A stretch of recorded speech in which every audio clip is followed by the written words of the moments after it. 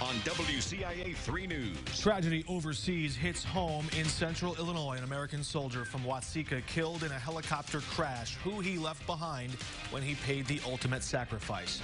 And what happens when COVID-19 spreads like wildfire in the fire department? 1 in 3 Springfield firefighters sidelined last night. 2 fire trucks went down with no one to drive them. Why dozens of firefighters are now back on the job today.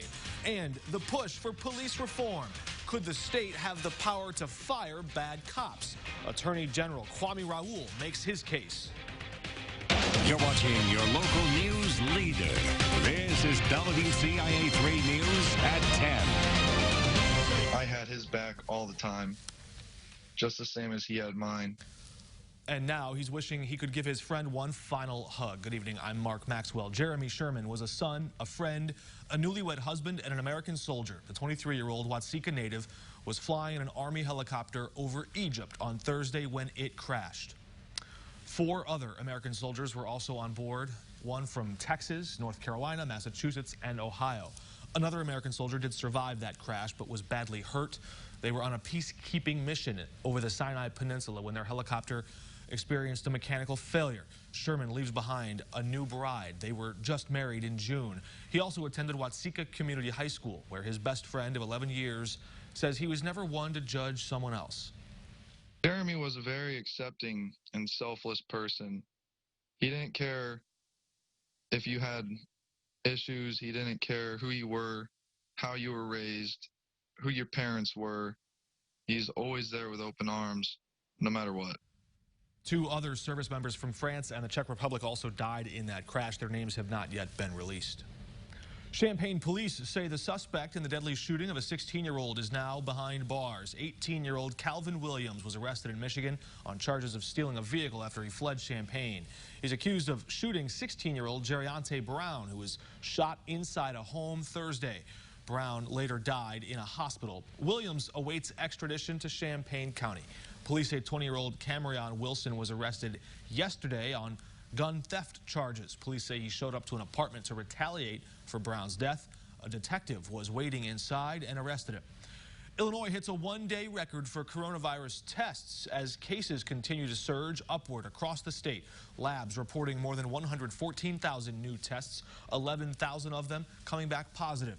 Another 166 people died with COVID-19. Those numbers may be a bit inflated after a data reporting delay did not count all of Friday's deaths in time. Statewide, the percent of tests that come back positive this week registered at 12.6%. And checking the hospitals now, more than 5,400 people are in Illinois hospitals with COVID-19. More than 1,000 in intensive care and nearly 500 on a ventilator.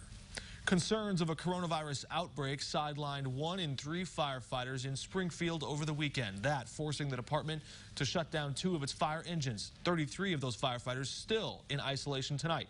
All of the staff that are out of isolation have tested negative before joining ranks with their coworkers. Rapid tests from the county are helping to monitor the outbreak and to keep it under control. Fire Chief Alan Rainey tested positive weeks ago. He says the virus impact on the department came as a warning for the public, just as it was threatening to public safety. And that's what we're asking people to do now in the communities is to, help limit that spread again, because we don't want to do to the hospitals what we've done to the fire department. You overwhelm the fire department. We overwhelmed the fire department with COVID, and hopefully that's passed. We certainly don't want to do that to our hospitals. The chief says the 2 engines that went down last night are back up and running tonight. The fire department is also responsible for enforcing some of the city's coronavirus restrictions. Together with the police and the county health department, they monitor local restaurants to make sure they're following the rules that ban indoor dining. 4 restaurants got a ticket yesterday for not following those rules. The biggest job losses since the Great Depression could sink Illinois' finances much deeper into a massive hole. A new report from the Governor's Office of Management and Budget estimates the budget will take a $3.9 billion hit this year alone. Over the next 5 years, much worse. The report predicts that stack of unpaid bills could skyrocket to $33.2 billion. That's nearly double the record high under Governor Rauner. Democrats say that's one reason why the graduated income tax needed to pass, but it failed. Now Republicans are saying it's time to think outside the box. The reality is we're going to have less revenue coming in the future. I mean, we have tremendous challenges going forward, but this is a time for looking at structural reforms in the state of Illinois. You simply cannot spend, tax, borrow your way out of this. It just does not work. The only way that it will work for us to get our state back on path is to once again get the economy going. We will hear much more from Senate Republican Sue Rezin and House Democrat LaShawn Ford tomorrow, both of them joining Capital Connection as they call for hearings into Governor Pritzker's coronavirus restrictions that have been placed on businesses. The program will air on WCIX tomorrow due to the Masters on CBS. Thanksgiving break is fast approaching. Many students at U of I will return home for good this semester, finishing strong after dealing with the pandemic, election cycle, and all these classes. All of it can add up to take a serious toll on some students' mental health. WCIA 3's Jared Farmer spoke with some students and the counseling center to see what they're all doing to get by. Heavy workloads, uncertainty, and continued isolation have made this one of the toughest semesters for students on campus. It's put many university students in a challenging situation who are trying to maintain their grades without letting the stress overwhelm them. One student says she's been able to manage by just worrying about what she can control.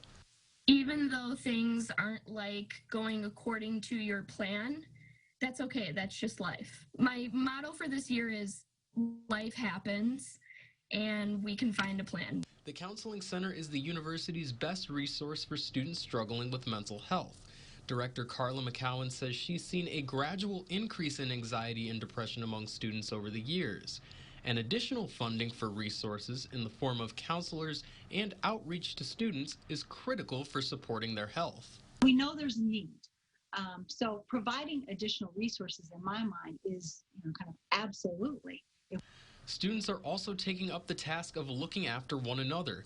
The Students for Mental Health is a new student-run group on campus using text messages and social media to console other students.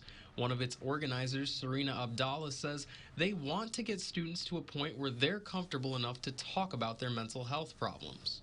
For a lot of people, it might be like a sign of weakness or a sign of failure, but it genuinely isn't, and that students should know that when you need the help, you should reach out, and that it's nothing to be ashamed of. In Champaign, I'm Jared Farmer, WCIA 3, your local news leader. Jared, thanks. For anyone struggling with mental health, we have more resources you can find up on our website, WCIA.com. Conversations on police reform continue in the Capitol. This week, the Legislative Black Caucus discussed licensing police officers, much like a teacher or a lawyer. Police already get certified in Illinois, but Attorney General Kwame Raoul wants to go farther. He thinks Illinois Law Enforcement and Training Standards Board should expand to include prosecutors and civilians. Right now, that board is only made up of other law enforcement officials. So we would want to add some civilian members to the board. We would want representations of the prosecutorial community on the board because, And the idea for there to be some civilians on the group of people that would review these decertifications, we're fine with that. The board decertifies officers right now only if they've been prosecuted for a felony or a misdemeanor. Raoul thinks the board should have more discretion in punishing officers, so the board could potentially decertify an officer even if they did not face a criminal charge. And moving on to other news tonight, an aspiring Eagle Scout in Williamsville wanted to make sure the homeless community there had everything they need to stay warm this winter. Gabriel Craycraft, a sophomore at Williamsville High School, held a clothing drive in Sherman for the homeless today. He's using that project to reach the status of Eagle Scout.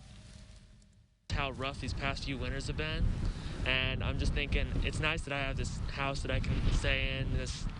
It's nice that I have a heater and everything, but there are a lot of people out there who don't, and they need some help through this. He says he hopes to make Eagle Scout to make his grandpa proud. His grandpa was a former Scout, but didn't quite make it all the way there to Eagle Scout. That, of course, the Boy Scouts' highest honor, highest rank. Many families are struggling financially this year due to the pandemic, so one church is giving them a little bit less to worry about. WCIA 3's Jamie Mays has more. Center of Hope Church is giving away food for Thanksgiving for families in need. They're giving out 75 to 100 baskets. People will get everything they need to put together a Thanksgiving meal, including a turkey, side dishes, and drinks. The pastor says they give out food to the community throughout the year, and he has noticed a large need, especially this year. They want to be sure families aren't concerned about how they will eat for the holiday. The Lord said unto us in his word, feed the hungry. And that is our destiny. That's the biggest ministry at our church. We feed the hungry. They plan to have the baskets put together before next weekend. Families will be able to pick up their food this upcoming Saturday. In Champaign, Jamie Mays, WCIA 3, your local news leader. Jamie, thank you. They still have more food available to give out. You can learn how to get one of those baskets or qualify by calling the Center of Hope Church and give them your contact information. Downtown Springfield hopes to give new shoppers a reason to come out a little earlier this year. The city's Holiday Walks provides specials and deals to shoppers, and they're starting that early this year. Downtown Springfield Inc. is putting on a giveaway. Anyone who spends $25 at a store downtown is entered into a prize to possibly win $1,000. Well, small businesses in general are being very impacted during this pandemic, and that's why we're trying to lend support as the Downtown Business Association by putting more promotions out there for them. It kicks off tonight. The Holiday Walks does. They're going to take place on Wednesdays and Saturdays all the way up until Christmas. And Amelia, I'm not going to ask you what you're hoping for this year, but I'm going to assume it's not going to be a lump of coal in the stocking. It's kind of a rough year, but right. I'm just hoping for some snow. White Christmas, that'd be pretty nice, right? Not yet. Not this week. Not this week. No, we're just going to be seeing some breezy winds as we head towards the second half of our weekend. Those details right after this. WCIA 3 News is sponsored by SK Exteriors. For the best in local sports and coverage of your Illini Nation, watch Brett Behrens on WCIA 3 News, your local news leader.